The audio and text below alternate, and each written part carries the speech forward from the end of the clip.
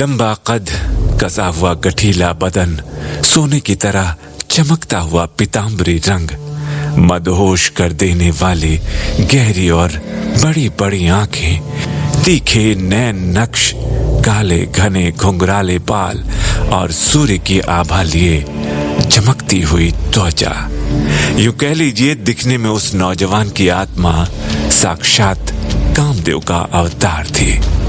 उस नौजवान के पास दिव्य गंधर्वों को भी शर्माने पर मजबूर कर दे ऐसा रूप रंग था। देवताओं की तरह बहुत सी दिव्य अलौकिक शक्तियां थी, लेकिन फिर भी वो पिछले हजारों सालों से नर्क की उस चट्टान पर बैठा ना जाने किस गुनाह की सजा भुगत रहा था। नर्क के देवता धर्मराज ने कभी उसके कर्मों का लेखा जोखा अपने नर्क दूतों के सामने नहीं खोला।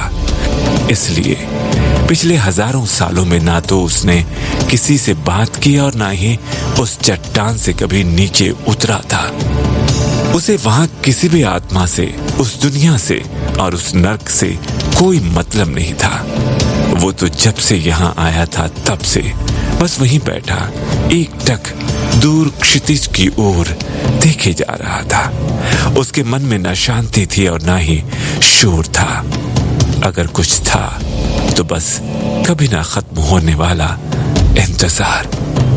तभी अचानक वहां तेज बिजलियां गड़गड़ाने लगी और तूफानी हवाएं चलने लगी। देखते ही देखते उस चट्टान पर एक भयानक विस्फोट हुआ और एक बूढ़ी रूह ना जाने कहां से उस नौजवान के पास आकर बैठ गई। वो बूढ़ी रूह एक दिव्य बूढ़े आदमी की थी, जिसमें एक अजीब सी प्राचीन आभा निकल रही थी। उसके वहां बैठते ही आसपास का माहौल उस आभा की रोशनी से जगमगा उठा। उस रोशनी को देखकर पहली बार उस नौजवान ने अपनी पलकें झपकाई और लापरवाही से एक नजर उस बूढ़े आदमी को देखा। इसके बाद वो फिर से एकटक सामने क्षितिज को निहारने लगा।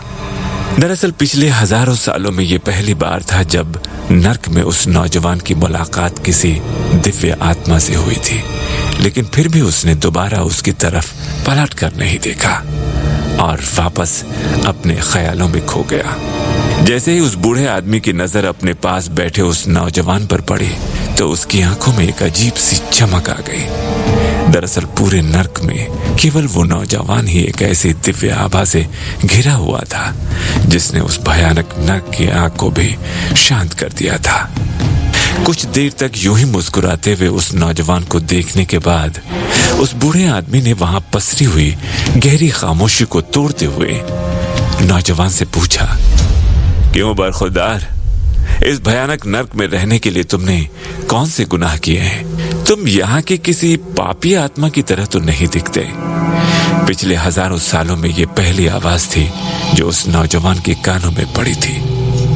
वो इस नर्क में किसी से भी बात नहीं करना चाहता था, इसलिए पिछले हजारों सालों से उस चट्टान से नीचे नहीं उतरा था। पर अब जब वो बूढ़ा आदमी खुद आगे बढ़कर उससे बात कर रहा था तो उसने अपनी खामोशी को तोड़कर झुंझलाते हुए कहा, क्या करोगे जानकर? उसे इस तरह गुस्सा करते देख वो बूढ़ा आदमी मुस्कुराने लगा और उसने शांत स्वर में कहा, यहाँ करने के लिए है ही क्या, अब बता भी दो, इसी बहाने दो चार बातें हो जाएंगी। नौजवान को उस बूढ़े आदमी से बात करने में कोई दिलचस्पी नहीं थी, इसलिए उसने बेमन से बात को वहीं खत्म करने के लिए कहा, मेरे गुनाहों की फहरिस्त काफी लंबी है। लेकिन वो बूढ़ा आदमी इतनी जल्दी हार मानने वाला नहीं था। उसने पलटकर नौजवान से सवाल किया, मसलन? इस नौजवान ने थोड़ा चिढ़ते हुए कहा, मसलन देवराज इंद्र के गुप्त फल को चखना। नौजवान की बात सुनकर उस बूढ़े आदमी का मुंह खुला का खुला रह गया। जो उसने अभी अभी सुना था वो आज से पहले कभी नहीं हुआ था, इसलिए उसे सुनकर बूढ़े आदमी को अपने कानों पर विश्वास नहीं हो रहा था। उसने हकलाते हुए कहा, तुम? हालांकि वो बूढ़ा आदमी कहना तो बहुत कुछ चाह रहा था, लेकिन उसकी समझ में नहीं आ रहा था कि वो क्या कहे। देवराज इंद्र के गुप्त फल को चखना कोई छोटी बात नहीं थी, किसी आत्मा तो क्या, स्वर्ग के देवताओं में भी ऐसा दुस्साहस करने की हिम्मत नहीं थी। बहरहाल कुछ देर तक यूं ही हकलाने के बाद उस बूढ़े आदमी ने खुद को संभालते हुए कहा, अजीब बात है, जो तुमने किया उसके बाद भी तुम अभी तक सही सलामत हो। ये सुनकर उस नौजवान ने अपने होठों का एक किनारा टेढ़ा कर ताना मारने वाली मुस्कान के साथ अपना सिर झटक दिया। दरअसल ये दोनों तो अमर आत्माएं थीं, जो जीवन और मृत्यु के बंधन से कब की मुक्त हो चुकी थी। इसलिए जैसे उस बूढ़े आदमी को नौजवान की मुस्कुराहट का मतलब समझ आया, वो भी ठहाका लगाकर हंस पड़ा और फिर उसने हंसते हुए कहा, जब देवराज को तुम्हारे इस गुनाह का पता चला होगा तो उनकी क्या हालत हुई होगी। तुम वाकई में सबसे अलग हो।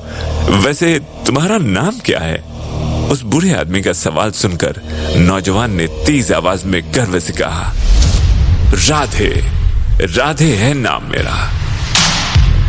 जैसे उस नौजवान ने अपना नाम बताया, अचानक मानो उसका नाम पूरे नर्क में गूंजने लगा।